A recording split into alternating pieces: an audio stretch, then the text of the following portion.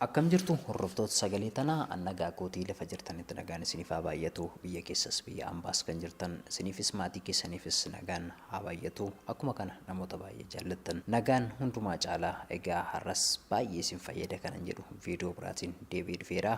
Viidiyoon koo har'aa dhiirri tokko utuu wal jaallattanii jirtanii kana booda jaalalli keenya asuma irratti dhaabachuu qaba. Kana booda ariifatti waliin itti fufuu hin dandeenye. Asuma irratti adda bahuu qabna jedhee kana hundumaa siin jedhee sirraa fagaachuusaaf haga ammaa waliin turuu keenya keessatti yookiin immoo jaalala waliin dabarsine keessatti itti gammadee hin jiru.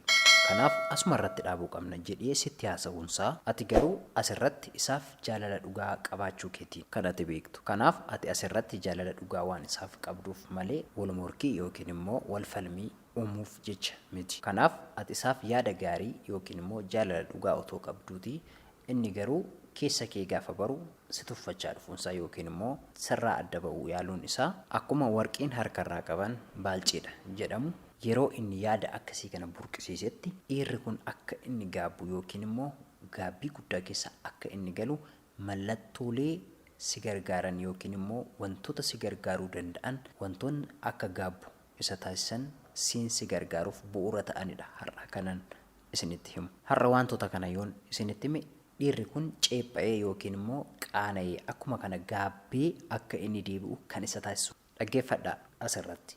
Namni tokko gaafa deebi'ee dhufu yookiin immoo jaalala dhiitee deemee gaafa gaabbee dhufu ammas jaalala dhugaa isin waliin itti fufaa yookiin immoo jaalalichi jaalala dheeraadha. Gaa'ilatti galuu danda'a haga dhumaatti waliin turuu dandeessu jechuu miti. Namni tokko sirrumatti dogoggora isaanii immoo ceepha'anii deebi'anii dhufuu danda'u. Haa ta'u iyyuu malee as keessatti of eeggannoo wal fakkaataa gochuun isinirra jira jechuudha.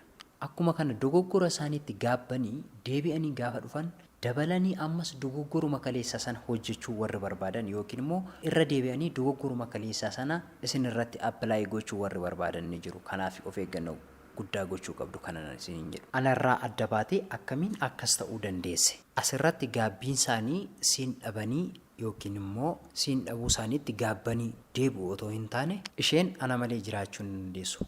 Anarraa adda baatee jireenyi ishee baduu qaba yookiin immoo anarraa adda baatee nama kamiifillee ta'uu hin qabdu kan jedhu deebi'anii dhufuu danda'u. Siin jireenya kee qisaasessuuf yookiin immoo akka ati nama biraaf hin taane gochuuf deebi'anii dhufuu danda'u jechuudha. Kanaaf of eeggannoo gochuu qabdu kanan isiniin jedhu. Ati erga isarraa baatee jireenya kee bareedaa of babbareechitee isa duriirra miidhagdee jireenyi sitti tolee gaafa argu nama biraaf akka ati hin taaneef maaltu ta'e maal argatte laata kan jedhu cheek gochuuf yookiin immoo jireenya kee isa malee akka ati jiraachuu dandeessu gaafa inni argu isa malee jiraachuu akka hin dandeenye si gochuuf yookiin immoo jireenya kee sana balleessuuf kan inni deebi'ee dhufu jechuudha. Nama biraaf akka ati hin taaneef yookiin immoo namni biraa sana akka si hin jaalanneef gaafa bareeddee si argu gaabbee kan inni dhufu nama biraaf akka ati hin taane si gochuuf deebi'ee dhufuu danda'a jechuudha. Kanaaf dhiirri tokko keessa gaabbisiisu yookiin immoo gaabbee akka inni dhufu wantoota godhan keessaa isa bu'uura isinitti himuu danda'a jechuudha. Baay'ee dhiirri tokko gaabbanii kan isaan dhufan waan gaariifis dhufuu danda'u yookiin immoo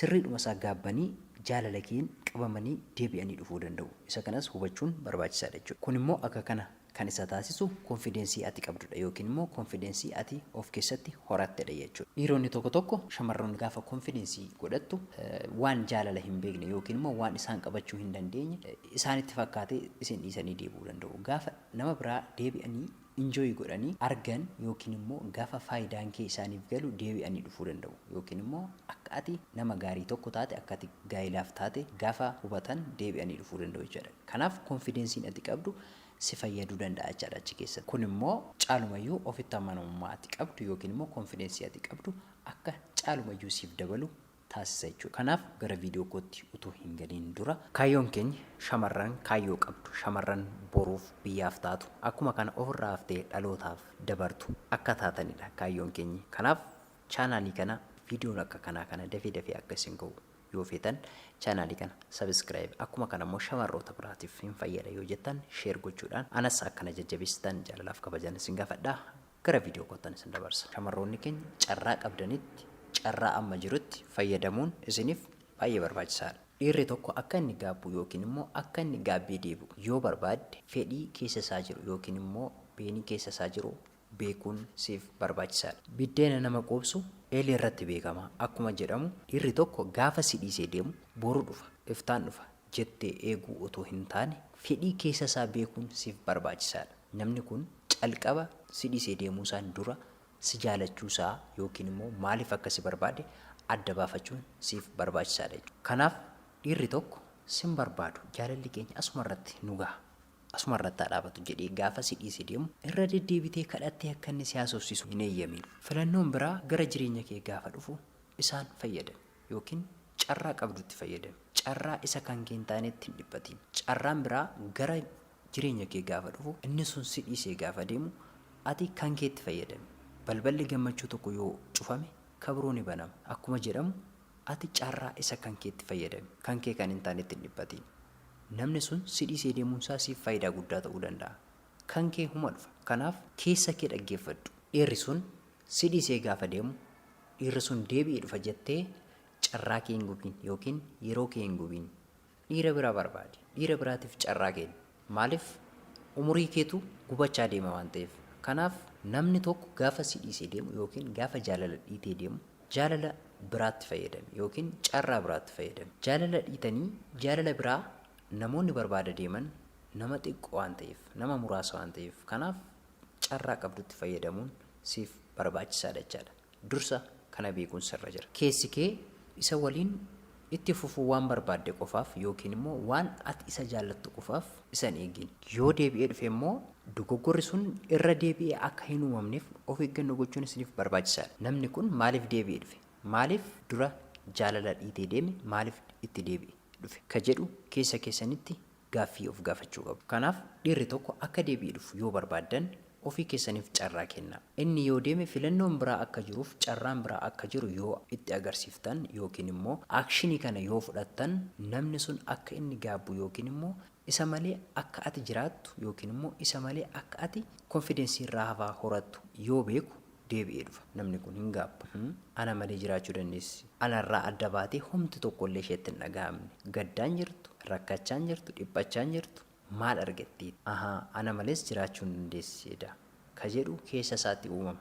Kanaaf dhiirri tokko gaafa sin dhiisee deemu callisaa dhaggeeffadhaa. Garuu keessa isaa dursa beekuu qabdu. Namni kun jaalala dhugaa naaf qabaa? Na fuudhuu barbaadaa? Jaalalli keenya kan itti fufudhaa? Ka jedhu dursitee beekuu qabda jechuudha. Inni kabraa shamarroota muraasaan kan godhamu garuu dogoggora guddaa kan ta'e gaafa dhiirri tokko isin dhiisee deemu dhiira sanatti jaarsummaa kan baaftan. Atii fi inni utoo jirtanii utoo walii galuu dandeessanii nama sadaffaa jaarsummaa kan ergitan. Inni kun dogoggora guddaadha.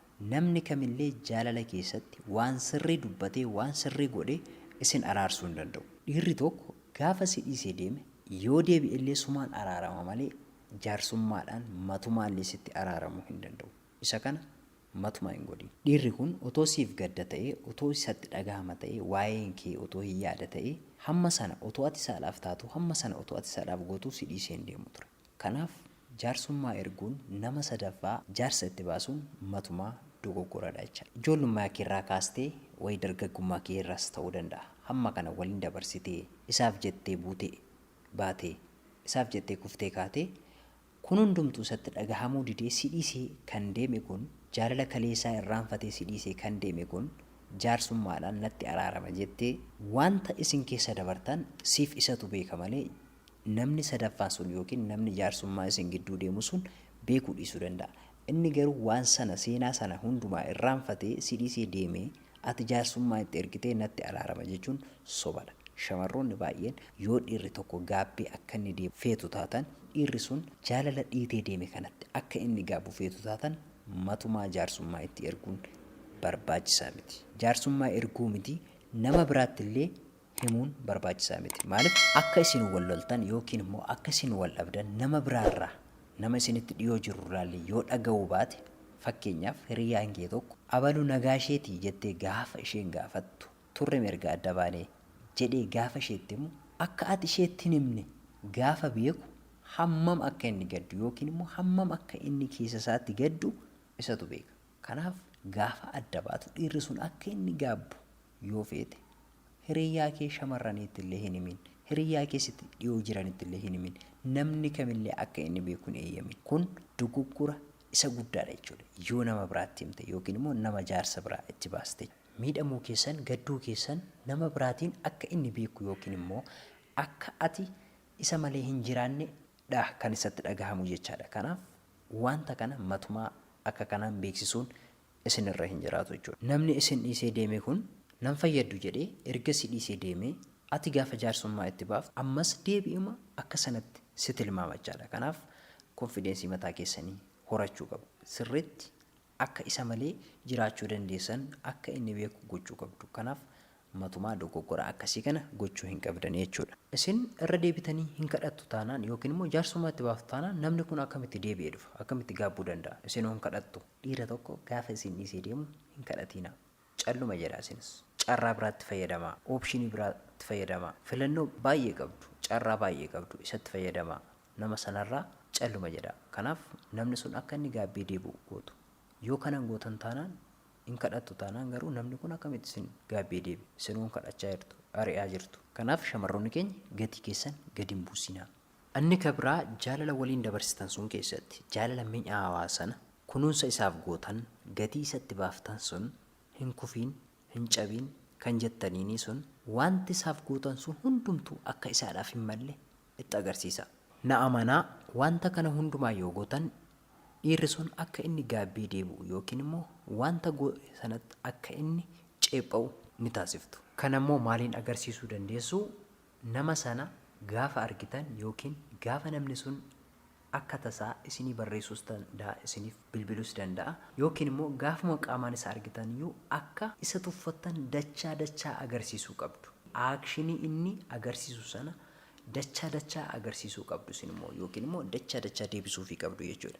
Yoo sana namni sun akka inni gaabbu taasiftu jechuudha. Ammas asirratti wanti isin beekuu qabdan. Shamarran sun jaalala dhugaa kennitee fi isa wajjin gatii kaffaltee waan hundumaa gootee fi ati anaaf hin taatu nama akka kee hin barbaadu jedhee erga si tuffatee deemee deebiin nama kanaa wanta ani siif godhe kun hundumtuu siif kan malu miti jettee dachaa itti himuu qabda. Akka inni ceepha'u yookiin akka inni gaabbu isa taasisa. Kanammoo gochuu kan isin dandeessan wanta inni godhe sanaaf wanta inni jedhe sanaaf tuffachuu keessaniif. Kana hundumaa yoo gootan dhiirri sun baay'ee gaabba. Baay'ee isatti dhagahamuu danda'a jechuudha. Dhaggeeffadhaa.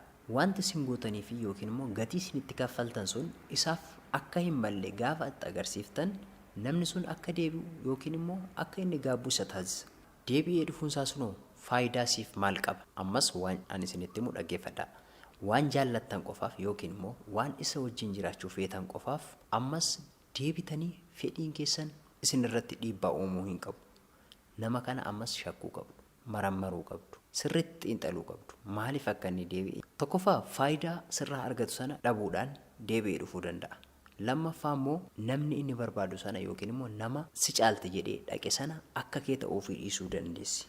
Kanaaf deebi'ee dhufuu danda'a. Kanaaf isinis immoo nyaaratti kennuu qabda. Ammas dippilii jaalala isaan hudhamuurra sirriitti xiinxaluun isiniif barbaachisaadha jechuudha. Inni kabraa dhiirri tokko gaafa isin dhiisee deemu yookiin immoo gaafa jaalala keessan dhiitee deemu waa'ee isaa nama biraa hin gaafatina. Dursa jaarsummaa hin ergina jedheen isinitti hime. Ammas immoo akkuma sana nama biraatiin waa'ee isaa beekuu hin barbaadina. Akkam ta'e eenyu faana jira?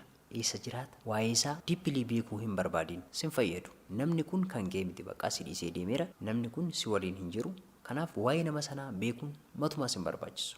Irraanfachuu qabda. Bakka ati carraa qabdutti fayyadamuu qabda jechuudha. Kun immoo kan inni ta'u namni isin gaafattan sun informationii isinii fidee dhufu nama sana gaafateeti. Nama sana yeroo gaafatu immoo abaluu akkasinaan jette, abaluu waa'ee kee na gaafatte jedhee isa gaafateeti. Kanaaf akka ati isa barbaaddu yookiin immoo akka ati yaanni kee isa duukaa jiru waan isaa dhagaluuf ammas caalumayyuu si tuffataa dhufa. Kanaaf shamarran gaafa namni tokko si dhiisee deemu waa'ee nama sanaa beekuun matumaa sin barbaachisu. Matumaa nama biraan gaafateen. Yaada akkasii qabaachuun keessan yookiin immoo gaaffii akkasii kaasuun keessan namni sun gaafa dhaga'u yookiin immoo informationiin kun nama san bira gaafa ga'u fedhii keessan yookiin immoo jaalala siif qabu matumaa hin agarsiisu jechuudha. Namni kun keessa isaatti wanti uumamu isiniif gaarii hin ta'u jechaadha. Ammuma kanayyuu waa'ee nama sanaa akka isin dhiphattaniif waa'ee nama sanaa akka isin yaaddan informationiin kun akka isa bira ga'u matumaa hin eeyyamina. Dursee isinitti meera. Akkuma dursee isinitti hime nama kanaaf waan dhiphatteef nama kana deebistee fiduu hin dandeessu. Namni kun si dhiisee deemeera jechuudha. Sirrumatti jaalala otoo siif qaba ta'e yookiin immoo siif fedhii qaba otoo ta'e hamma sana si miidhee hin deemu ture. Kanaaf yaada keessan sassaabbadhaa, nama ta'uu yaadaa, dogoggora akkasii hin raawwatinaa isiniin jedha. Viidiyoo koo har'aa asumarratti xumura. Turtii gaarii.